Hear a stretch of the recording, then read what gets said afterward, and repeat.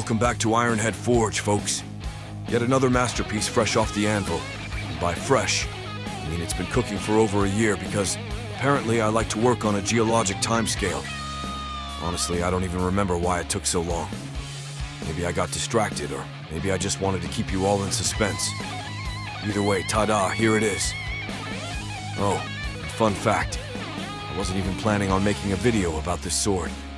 But then I thought, why not let the internet watch me pretend I know what I'm doing? So, here we go. We're diving into the action at the riveting hand sanding stage, because who doesn't love a good hour or 5 of watching someone grind away at steel? And if that's not exciting enough, get ready for the next level, hot bluing. But before that, let me show you this overly ambitious, extremely long fuller. Yes, the one that makes me question all of my life choices every time I work on it.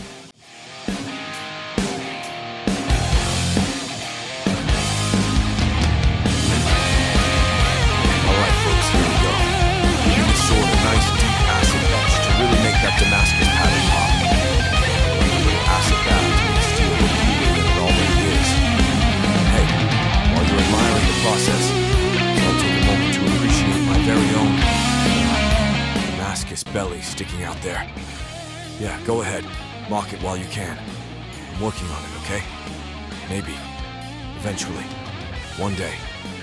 Now this is a fresh batch of acid, and let me tell you, I mixed it extra spicy.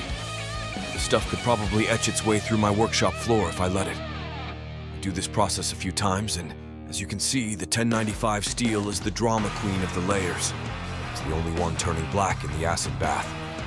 That's because it's all carbon and angst, while the 15N20 just sits there unaffected, thanks to its 2% nickel content.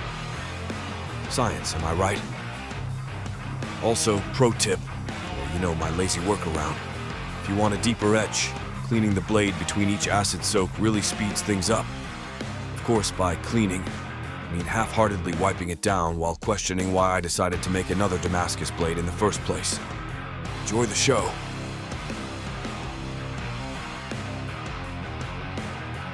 Alright, feast your eyes on this.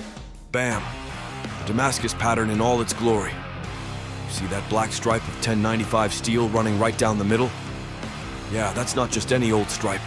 It's the star of the show. I was going for a flame look radiating out from the center. And honestly, I think I nailed it. But hey, who am I to judge? What do you think? And before you answer, remember, this flame look is hotter than my forge on a busy day. Now, after the acid bath comes the glamorous task of 1,500 grit wet sanding. Because nothing says living the dream like carefully rubbing steel for hours. The goal here is to bring out that Damascus pattern without completely messing up the black center running the length of the fuller.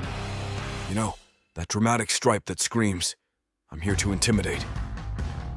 If I sand too much, I'll end up with a shiny, happy stripe instead of a brooding dark one.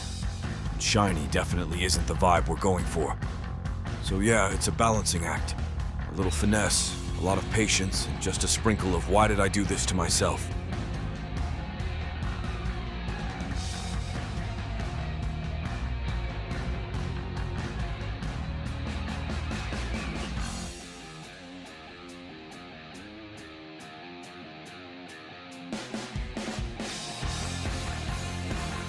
Alright folks, now we're at that magical point where all the parts, the blade, the pommel, the whole kit and caboodle, are polished to my exacting, borderline obsessive standards. Fun fact, the shinier the steel, the more it flexes on you during the hot bluing process. The higher the polish, the deeper and brighter the results. Science, baby. And speaking of flexing, I went ahead and added some swirly texture to the pommel.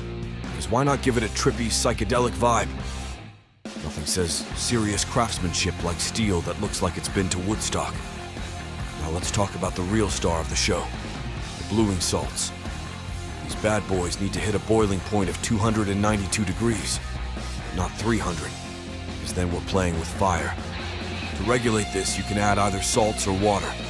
Personally, I like to add water before heating it up, because if you try to add water at high temps, things can get lively. By lively, I mean borderline explosive. Hey, Where's the fun in crafting without a little danger? Once we've got our perfect, not exploding temperature, toss the parts in for a nice 15-minute soak. Then, with the precision of someone who's definitely burned themselves doing this before, I carefully fish them out and cool them in water.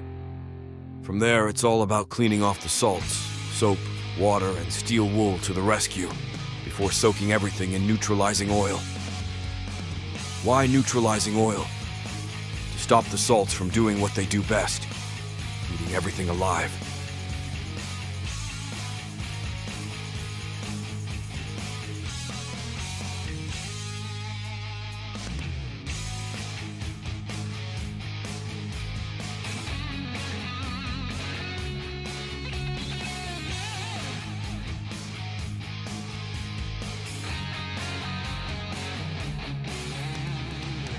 Now, the moment you've been waiting for, the blade.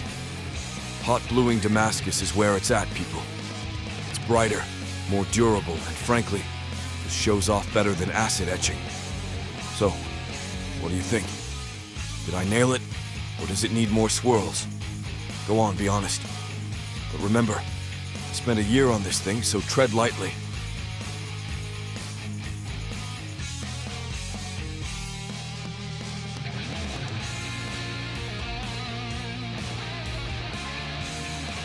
All right, folks, the moment you've all been waiting for, or at least the part I've been dreading.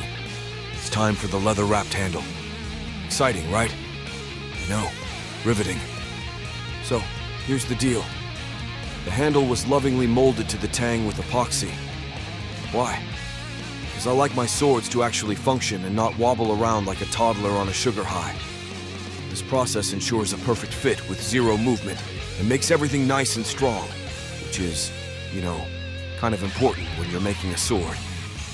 For the wrap, I'm using some high-quality leather that feels amazing in the hand, because nothing says deadly weapon like a luxurious grip.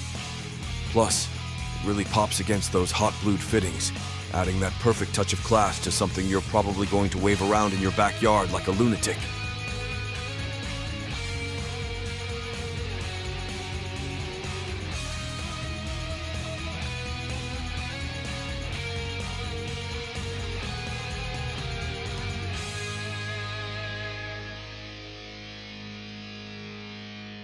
Now, drumroll, please.